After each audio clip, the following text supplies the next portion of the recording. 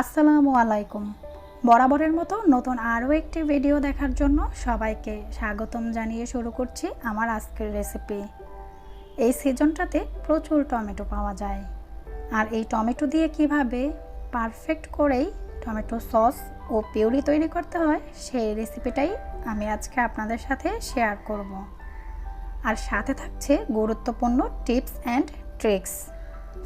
আশা করছি এই রেসিপিটি আপনাদের অনেক ভালো লাগবে এবং অনেক উপকারে আসবে।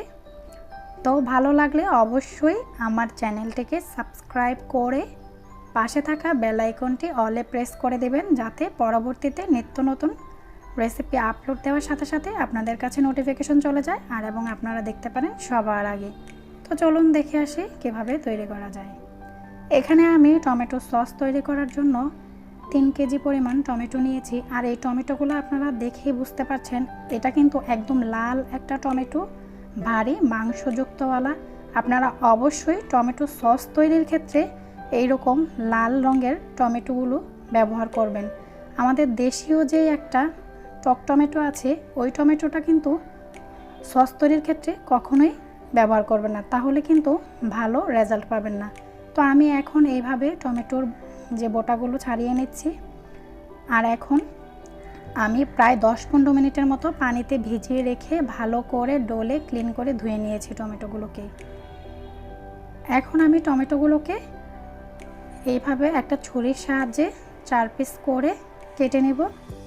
আর অবশ্যই এভাবে কেটে নেবেন যাতে করে টমেটোগুলো খুব ভালো করে সেদ্ধ হয়ে যায় আর সসটা তৈরি করতে আমাদের খুব সহজ ও ভালো হয়। তো এভাবে আমি সবগুলো টমেটো এইভাবে 4 পিস করে কেটে নিয়েছি।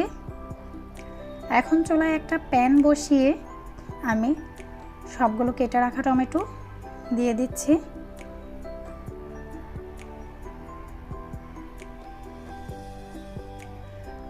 এখন দিয়ে দিচ্ছি সামান্য কিছুটা পানি, আর অবশ্যই পানিটা কম দিবেন। আর টমেটো থেকে এভাবেই কিছুক্ষণ পর অনেকটা পানি আসবে। এ পর্যায়ে দিয়ে দিচ্ছি কিছুটা লবণ পরিমাণ মতো, আর দিয়ে দিচ্ছি এখানে আমি কিছু তেজপাতা, দারচিনি, আরও দিয়ে দিচ্ছি কিছু শুকনা মরিচ। আপনারা মরিচটা আপনাদের ঝাল অনুযায়ী নিয়ে নিতে পারেন। এখন ঢাকনা দিয়ে আমি ভালো করে ঢেকে সিদ্ধ করব। তো আমি এভাবে মাঝে মাঝে ঢাকনা খুলে নেড়ে চেড়ে এভাবে 2-3 বার করে নেড়ে চেড়ে আমি আবারও ঢাকনা দিয়ে ভালো করে টমেটোটাকে সিদ্ধ করে নিয়েছি। দেখতেই পাচ্ছেন এই পর্যায়ে আমার টমেটোটা একদমই সিদ্ধ হয়ে গিয়েছে। এখন আমি চুলাটা অফ করে একদম ঠান্ডা করে নেব। আর অবশ্যই ব্লেন্ড করার জন্য কিন্তু টমেটোটাকে ঠান্ডা করে নিতে হবে। এই পর্যায়ে আমি টমেটোর মধ্যে যে আস্ত তেজপাতা আর দারচিনি ব্যবহার করেছি সেগুলো উঠিয়ে ফেলে দেব। আর আপনাদের কাছে যদি ব্লেন্ডার না থাকে আপনারা কিন্তু ডাল ঘুটনির সাহায্যেও ঘুটে এই পিউরিটা তৈরি করতে পারেন। তো আমি এভাবে দেখুন ব্লেন্ডারের জগে নিয়ে ভালো করে ব্লেন্ড করে নিয়েছি মিহি করে।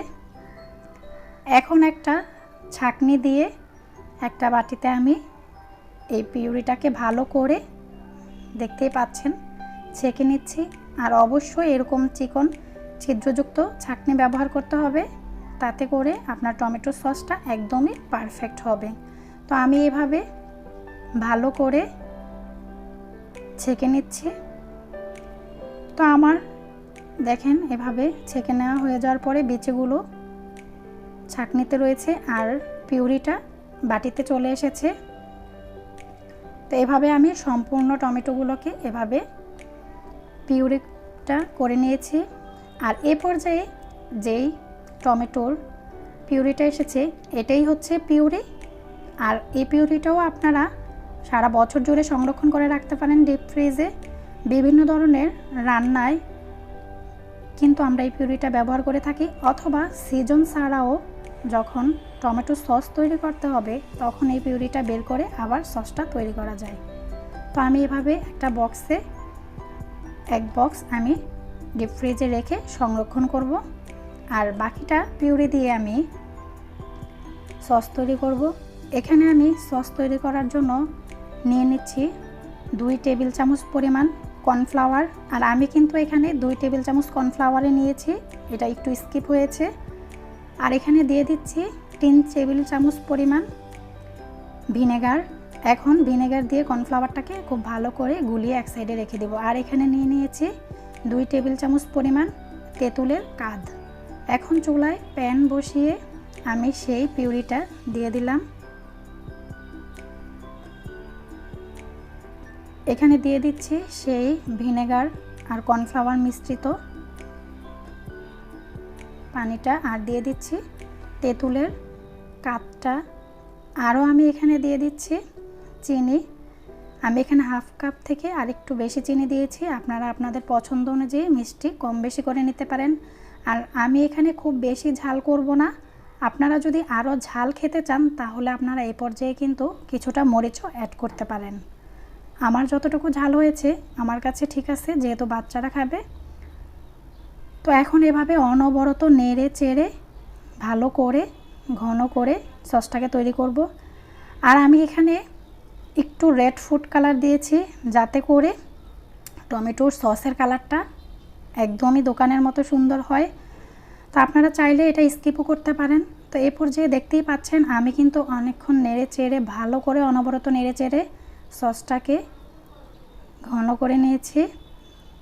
তো এখন একটু চেক করে নেব। তো এখানে একটা প্লেটে দিয়ে দেখুন আমি চেক করছি, একদম গড়িয়ে পড়ে যাচ্ছে। তো এই পর্যায়ে বোঝা যাচ্ছে যে আমার সসটা আরও একটু কিছুক্ষণ জাল করে নিতে হবে। তো আমি আরও একটু কিছুক্ষণ জাল করে নিব। তো কিছুক্ষণ জাল করার পরে আবারও ওই যে এখন দেখুন আবারও চেক করে নিচ্ছি, দেখতেই পাচ্ছেন এখন কিন্তু আগের মতো এতটা গড়িয়ে পড়ছে না। আর ঠান্ডা হলে কিন্তু এটা একদমই ঘন হয়ে যাবে। তো এই পর্যায়ে চুলাটা আমি অফ করে দিয়েছি। আমার সসটা কিন্তু একদমই তৈরি। তো দেখতেই পাচ্ছেন কত ইজিভাবে এই সসটাকে তৈরি করে ফেললাম। আর এই সসের স্বাদটা কিন্তু একদমই দোকানের তৈরি করা কেনা সসের মতো। তো এখন আমি দেখতেই পাচ্ছেন কিছুটা ঠান্ডা হয়ে এসেছে। এ পর্যায়ে সসের ঘনত্বটা কতটা পারফেক্ট হয়েছে। তো আশা করছি এই সস রেসিপিটি আপনাদের অনেক ভালো লাগবে। আর এই সসটাকে আপনারা কাচের জারে ভরে প্রায় নর্মাল ফ্রিজে 2 মাসের মতো সংরক্ষণ করে রেখে দিতে পারবেন। আর অবশ্যই যদি সারা বছরের জন্য সংরক্ষণ করতে চান তাহলে অবশ্যই আপনারা সোডিয়াম বেনজেট আর সাইট্রিক অ্যাসিড এই 2টা উপাদান দিয়ে আপনারা সসটা তৈরি করার সময় মিশিয়ে নেবেন, তাহলে সারা বছর সংরক্ষণ করে রাখতে পারবেন। তো সবাই ভালো থাকবেন, সুস্থ থাকবেন। আজ এই পর্যন্ত, আল্লাহ হাফেজ।